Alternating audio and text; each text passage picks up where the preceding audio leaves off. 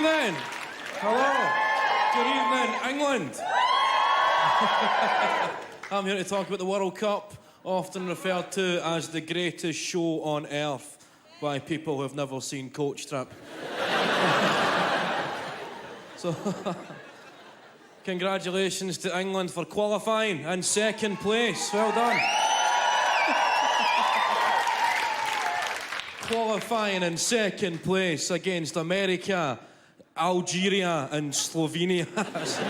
It's quite hard not to sound patronising when congratulating England for coming second in that group. It's a bit like trying to congratulate Usain Bolt for winning a silver medal in the 100-metre sprint at the Paralympics.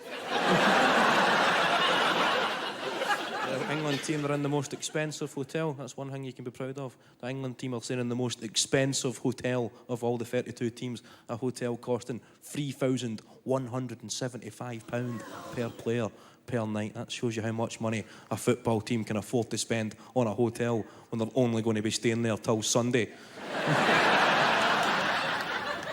Argentina and Brazil, they're in a fucking travel lodge.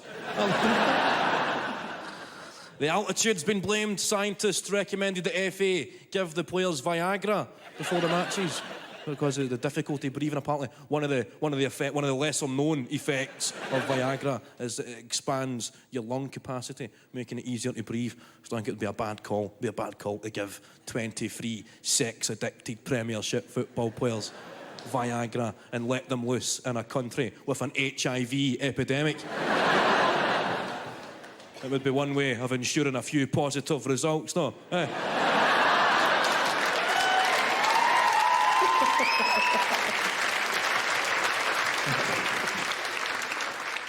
A British police chief in South Africa, he said there's been no trouble because budget airlines like EasyJet and Ryanair don't fly to South Africa. That's what the guy said, which is a lie, because you can't actually get a Ryanair flight to South Africa.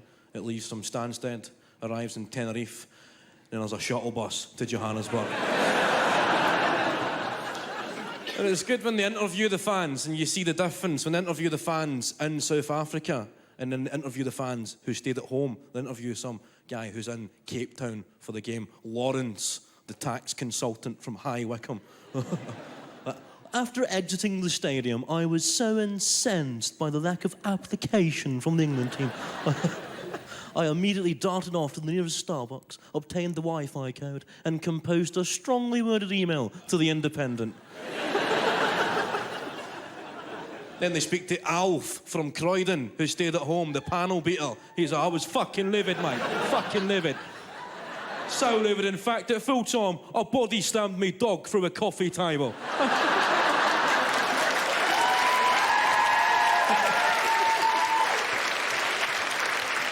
But moving on from England, what else has happened? It's not just been England, there is another 31 teams. The host nation, South Africa, they get knocked out. Their players, they struggle to come to terms with their squad's sex ban. Don't know if we've seen this. No, we are. Look at this guy. That was an idea stolen from the England team. Except the South African players are fully clothed. And it's one of their teammates in the middle, rather than Wayne Bridges' girlfriend.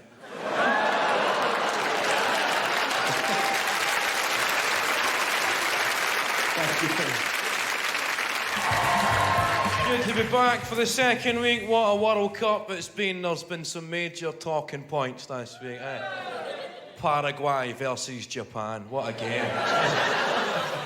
England are gone. They're out. England are out of the World Cup. When that fourth goal went in, England was silent. It was so silent that even the people in Cornwall could hear Scotland laughing. Fair play to the England team, though. Fair play to the England team. Fair play to the England players for taking the pressure off Rob Green by uniting together and fucking it up as one.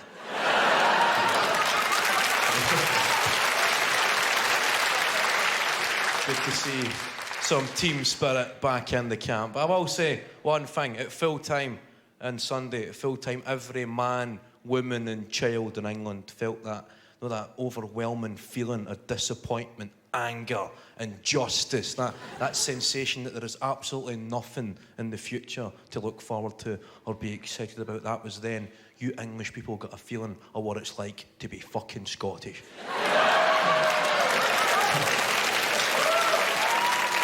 As a nation, we're in that sort of emotional state every single day. Except at full time on Sunday when we cheered up to a state of mild depression. It was England's best chance to win the World Cup in years. It was supposed to be the golden generation. Did we hear that one? The golden generation. The golden generation was so mercilessly pissed on by the Germans. It will now be forever remembered as the golden shower. Frank Lampard's goal. It could have changed the game. Do you think it crossed? I've never actually seen it myself, but I've heard it maybe crossed the line. No, Frank Lampard's goal, they reckon it could have changed the game. It could have made a 4-1 defeat 4-2. So the England players are calling for the introduction of video evidence. I think the England players should be careful what they wish for. Video evidence involving the English football team. I'm thinking of surveillance cameras in the nightclubs in Manchester. It could be some pretty disturbing footage if we're using video evidence to decide if something a football player's done has crossed the line. Thank you. It's been a World Cup of excuses as well. Is anybody fed up hearing the excuses? The refereeing obviously was a bit valid on Sunday, I'll give you that, the excuses, but the Vuvuzelas and the altitude and the controversial new ball. It's a ball, isn't it? It's a ball. We're playing football, we've got a ball. It would be controversial if they decided to use a fucking shuttlecock.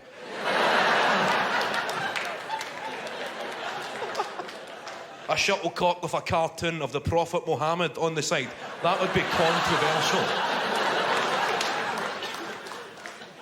Not everybody else. A few other teams have had a tough time. The French team, they had a big fallout with the coach, and we got a French guy in. Were you disappointed in your team, sir? The French team, they fell out with the coaches, is that right? And then the players, they went on strike. The French team went on strike. They couldn't have done anything more stereotypically French.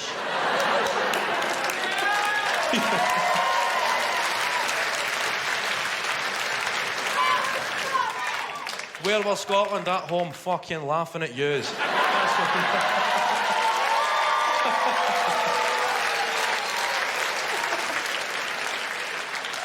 Got it, Sky Plus to show my grandchildren. What a day that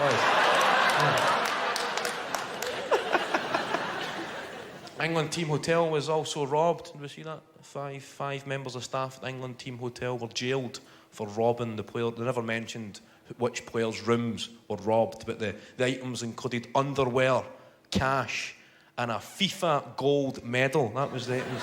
I think we need to ask the question, where the fuck did the FIFA gold medal come from? Huh? Obviously one of the players had stole that in the first place. I'm not one for...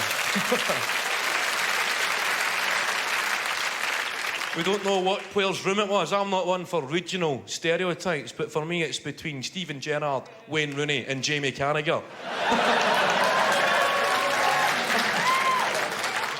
So that was that for England. The players returned home from South Africa dejected and disappointed, but looking forward to getting home to the comfort of each other's wives.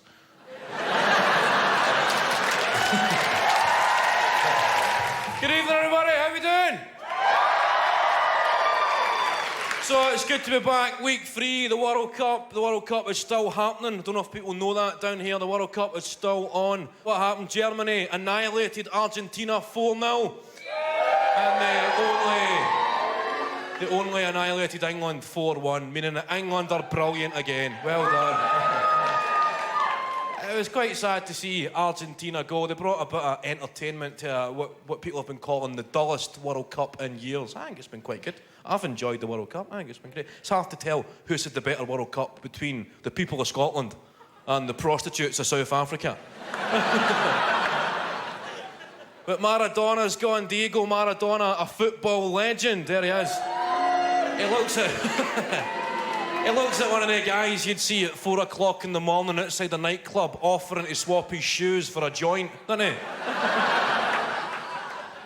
At full time in Argentina's game against Germany, Maradona said he was devastated. He said, "I feel like I've just been punched by Muhammad Ali." Which I thought was quite an inappropriate analogy to describe a moment as devastating. No, for the past 26 years, Muhammad Ali has had Parkinson's disease. I feel like I've just been punched by Muhammad Ali as an analogy that I would use to describe a moment as being awkward.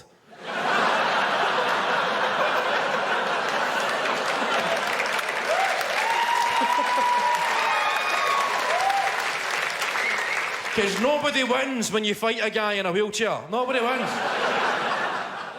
It's a tough one to call when a guy in a wheelchair punches you. It's a tough one to call. You know, you don't want to fight back. You need to maybe just kind of restrain the guy. Maybe go into your pocket and get your keys and try and stab his tyres. Because he can always buy a puncture repair kit, but you fight that man, you can never buy back your dignity.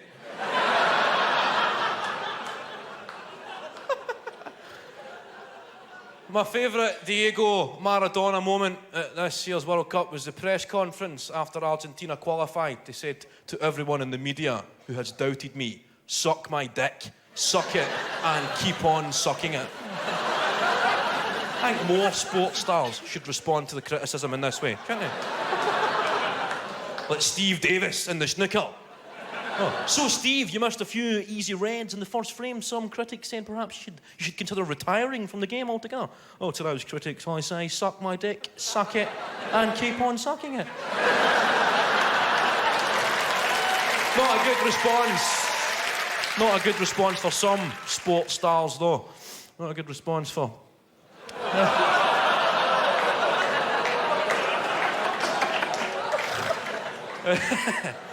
For those of you who don't know, this is Caster Semenya, the South African athlete who was accused of being a guy after she won the women's 800 metres by about 850 metres. She this week underwent a gender test to prove she was in fact a woman. To all of you who thought I was a man, suck my dick, suck it.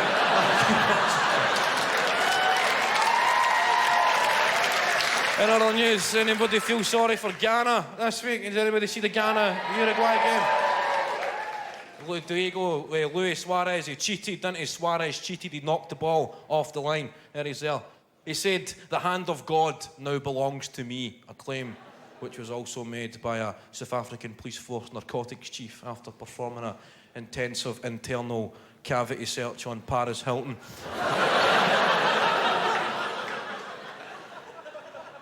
In other news, a record number of English people took time off work during this year's World Cup, most notably Wayne Rooney.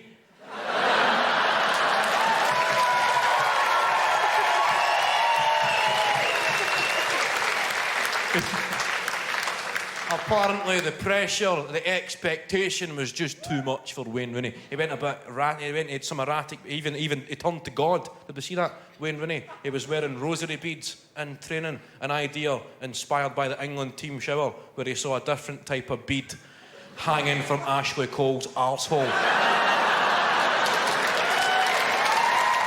How we doing? Are we good? Everybody, hello? The World Cup is over. A few women cheering there and some metrosexual guys. Oh, too cool for football. The World Cup finished. Well done to Spain and Holland for dishing up a bloodbath for the World Cup final. It was great to see Howard Webb, England's Howard Webb, referee the World Cup final. Giving England an interest in the World Cup final, of course, also giving Scotland an interest in the World Cup final. So a little part of you dies inside when you're watching the World Cup final, purely hoping that the referee has a shite game. I hope he forgets the corner flags. I hope his whistle breaks. I hope he's not got enough change for the coin toss.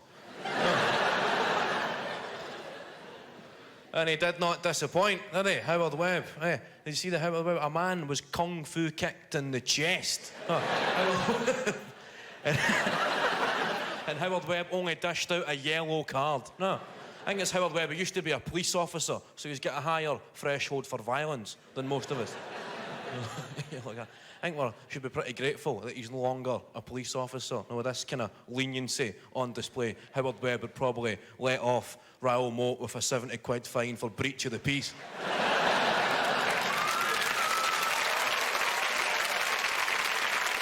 But Spain won. Spain won the World Cup. Well done, Spain. Yes, congratulations, Spain. Spain are in a deep depression after the financial crisis. Economists saying that the World Cup win could help offset Spain's recession. I think they're getting a bit carried away. They won a football tournament. I don't think it's a solid economic base to offset a recession. Now, what's the plan? Put the trophy in an envelope and post it to cashforgold.com. Onwards for England. Fabio Capello is staying on. Is that a good thing? David Beckham, he ruled himself out of the job. Why was David Beckham even in South Africa? He's one of the guys that's left his job, but he still shows up every day.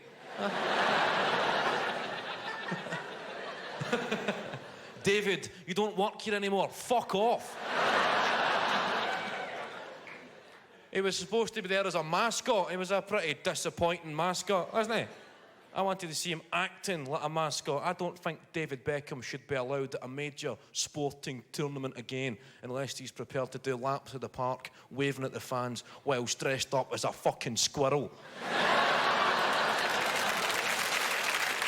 Well, Capello's strict regime, apparently it's all come out now that he didn't allow the players' wives and girlfriends in the team hotel. He imposed a sex ban on the players. He even installed cameras to spy on the players' bedrooms. I think it's a bit heavy-handed, isn't it? A bit intrusive spying. And I think you've done it the wrong way around as well. No, you allow the wives and girlfriends in the hotel. You lift the sex ban, and then you install the cameras.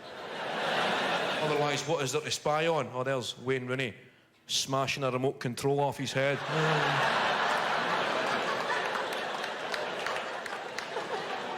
Football.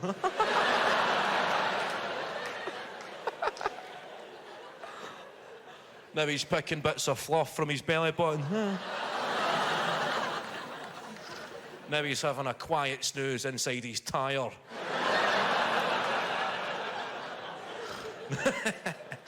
And we've got Ashley Cole. Oh, he's looking at his mobile phone, masturbating to photographs of himself naked. And you compare this to my man of the tournament's preparation, my main man, Diego Maradona. He said the players, Maradona, there was no sex ban for the Argentina team. He said they can have as much sex as they want as long as the women are doing all the work. Well, he just seen the World Cup like a massive stag do, didn't he? You know, I've got a clip of Maradona with the Argentina team in one of their intensive training sessions.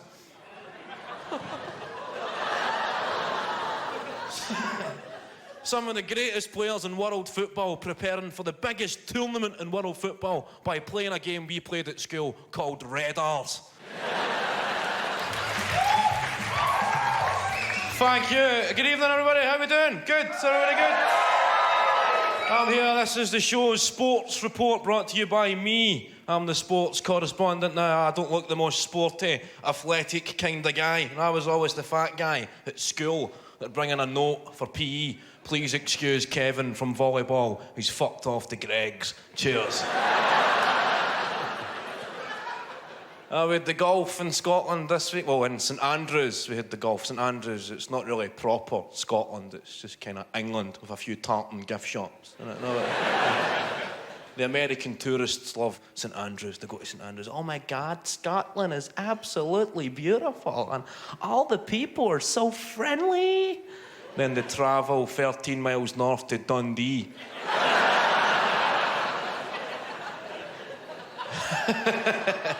And they see the real fucking deal. I don't understand what he's asking me, but I think I'm gonna give him my wallet and my cell phone.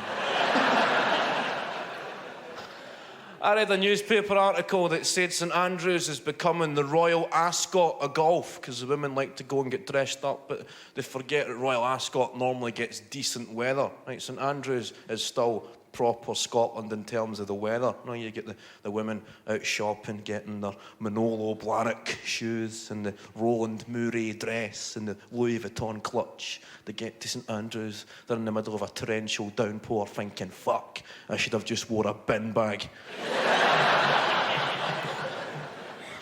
Sport of golf's got its characters. John Daly. Do we see John Daly there? Look at John Daly. That is the man. John Daly right there.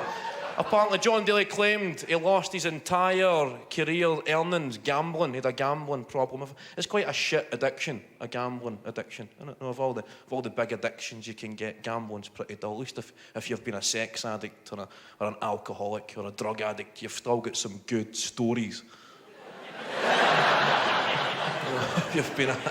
If you've been an alcoholic, you can tell people about the time you were boozing the whole weekend, 72 hours drinking. You showed up to work naked, stole your boss's car, crashed into a ditch, and then woke up in prison. No, if you're a sex addict, you'd go to sex addiction meetings, sitting there going, oh, once it got so bad for me, I couldn't maintain an erection unless I had a fire extinguisher in my ass and WD-40 on my balls, and I was being punched in the face by a Vietnam War veteran. A Gamblers Anonymous meeting.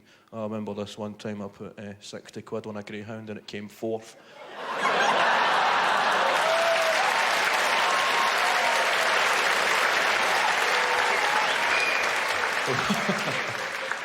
Did anybody watch the golf? Did anybody? Louis Oosthuizen won the golf, South Africa's. A big cheer for Big King Louis. Louis Oosthuizen won the golf. Stuart Sink, the guy who won it last year, he handed back the trophy to Louis Oosthuizen and told him he'd spent the year filling the trophy up with Guinness and drinking Guinness from the trophy. And on the last night, he filled the trophy up with barbecue sauce and he was dipping chips into the trophy. A bit of harmless fun, but then you think back to the previous winners. Now, what the fuck was Tiger Woods doing when he had the trophy? I've been prowling the internet looking for a Tiger Woods produced movie entitled Two Girls, One British Open Cup.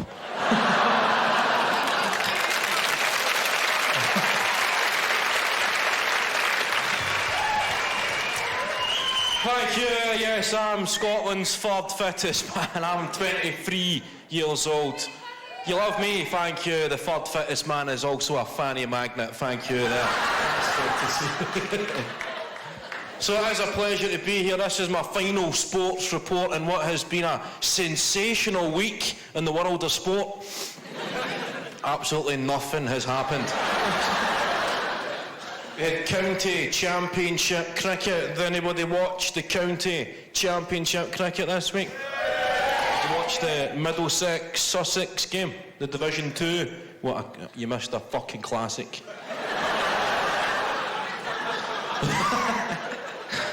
It lasted for 5 days and ended in a draw. The game sparked into life though. A cricket fan was struck in the chest by a black rock, and after studying and analysing the black rock, him and his mate came to the conclusion it was a meteorite. There's the lads there. A meteorite. I think that highlights the class difference between cricket fans and fans of other sports. No, the guy was struck in the chest by a rock, and his initial reaction was to pick it up, study and analyse it. And he's decided to donate the rock to university astrophysicists for further examination. Now, you'd never get that at a football game. If a football fan was struck in the chest by a black rock, there would be mayhem. Who the fuck just chucked that? Now, that rock would not be donated to university astrophysicists. That rock would be returned in the direction that it came from. Followed by V signs and a hamburger, cigarette lighters, a plastic seat.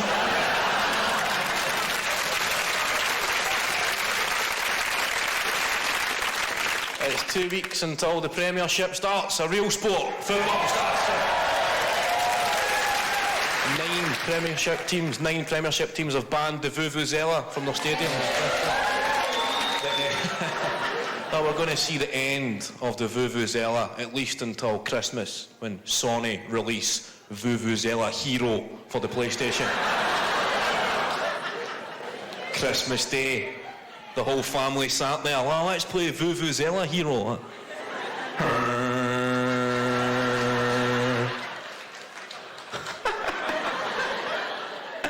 Try square and then try circle. I've got the cheats, right? R2 down, square, circle, and X twice.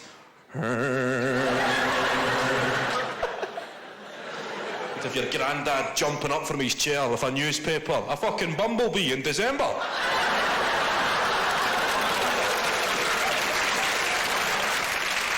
Foreigners have been blamed for the demise of youth development in English football.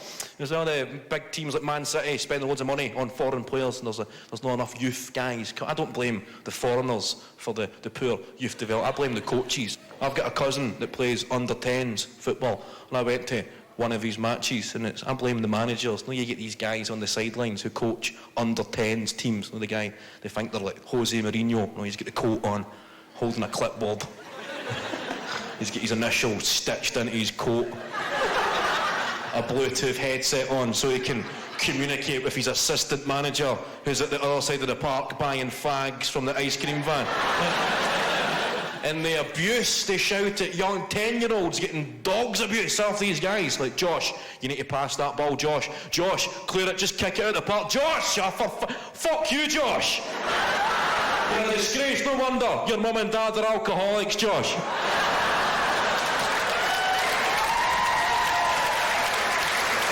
So, ladies and gentlemen, thanks for listening. Good night. Cheers.